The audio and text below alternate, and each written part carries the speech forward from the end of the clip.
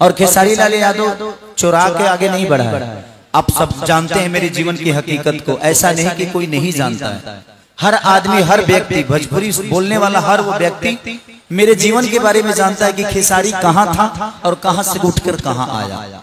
तो मेहनत करिए, जीवन में हर वो चीजें आपको मिलती है। दुनिया के सबसे इंटरनेशनल चोर हम ही हैं, बाकी जितना लोग सब धीरेन्द्र शास्त्री हेलो, हाँ धीरेन्द्र शास्त्री जी हेलो, बाकी हम जो दुनिया के सबसे बड़ा चोर है वो विषय ही नहीं है। आप अच्छा ही बताइए, हम चुरा के ही क्या कर और आपसे बेहतर कर देते हैं। चुरा के गा ले और हम तरह से बेहतर कर दिले, तरह से ज्यादा व्यूअर जाला, हमार गाना ट्रेंडिंग में चल गई तो चोर के ह जे जल्दीबाजी में गावेला चोर ऊ ह।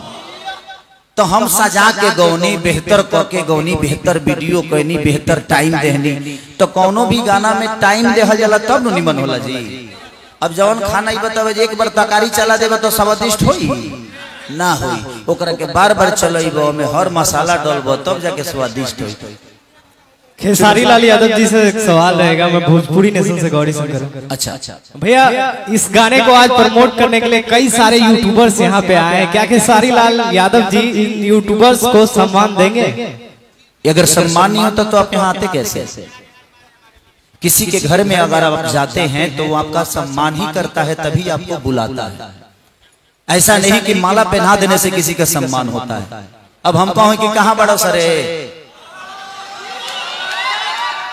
हम ऐसे नहीं बोल सकते। हम आपको आप ही बोलते हैं, क्योंकि हमारे अंदर आप ही है। हम जीवन में कभी देखिए बात जानता रहो, कंट्रोवर्सी काहे होला, हम सच्चाई बोल दिले, बाकी केहू सच्चाई ना बोलेला, ऐसे माने लागेला जे ना बहुत साफ सुथरा। हम सच बोल दिले तो भाई सोच तो हमेशा प्रॉब्लम में डालिए न देला, पराजित नहीं होता है। तो जिंदगी में सत्य बोलिए। और यूट्यूबर को क्या करें, अच्छी बताइए। आप आए हैं, आपको हम सम्मान दिए तभी आप यहाँ खड़े हैं। ऐसा तो नहीं कि खेसारी लाल यादव लाठी लेके दुआरी पर खड़ा रहा है कि ना जहाँ कि तू लाठी मार के कपार फोड़ दे, ऐसा तरह ना। आप मेरे भाई हैं और आप भी समाज के आईना है। हर आदमी सम्मान करेगा, क्यों नहीं करेगा? बोल देला से हो जाए कि हाँ हाँ, जब भी हम आज ये फंक्शन, ये शुरुआत किसने की आप लोगों को बुलाने का बता दीजिए इतना। आज आप लोग हर फंक्शन में जाते हैं, इसका शुरुआत खेसारी लाल यादव से ही हुआ था। हमने ही शुरुआत की थी सारेगामा के माध्यम से। और पहली बार हम लोगों ने रील, जितने भी बनाने वाले लोग हैं, इनको भी सम्मान खेसारी लाल यादव ने ही दिया था। आज लोग देने लगे हैं, तो ये लकीर नहीं है, ये सम्मान है। और आज हर आदमी अगर आप लोगों का सम्मान कर रहा है तो इसमें मुझे दुख नहीं है, मुझे खुशी है कि और सारे ऐसे फंक्शन होते रहे, कि आपका भी यूट्यूब चलता रहे, हमारा भी घर चलता रहे, हमारे रील वाले भाई भी प्रमोट होते रहे, उनकी भी अपनी एक पहचान बनती रहे। तो शुरुआत खेसारी लाल यादव से ही होगा जो भी होगा। और कोशिश हमेशा यही रहेगी कि आप लोगों के लिए बेहतर मैं और क्या कर सकूं। और किसी का सवाल? आज भोजपुरी आगे नहीं होता तो 7 गाने ट्रेंडिंग में थे ना 2 दिन पहले, और 7 खेसारी लाल यादव का ही था और 7 भोजपुरी था।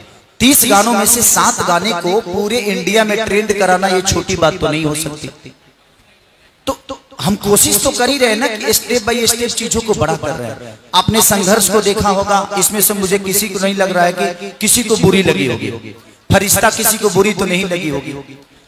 आने वाली आगामी फिल्म जो भी मेरी है, मेरी कोशिश है, जैसे मैं वीर हनुमान कर रहा हूँ, उसका बजट कम से कम 12 करोड़ का होगा।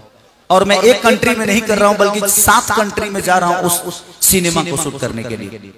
तो जैसे मैं रंग दे बसंती, मात्र 2 फाइट को मैंने 22 दिन शूट किया है, अभी उसका 30 दिन बाकी है, यानी कि कम से कम 50 दिन एक सिनेमा को शूट रंग दे बसंती को।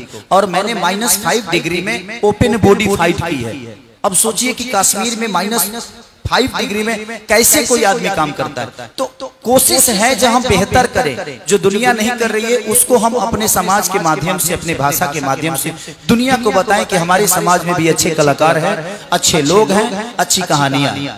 भैया संघर्ष 2 गाना आया रिस्की विस्की, एक दिन में 7 मिलियन का रिकॉर्ड है और फिल्मों का जो गाना है वो अब बढ़िया होने लगा है, आखिर कैसे?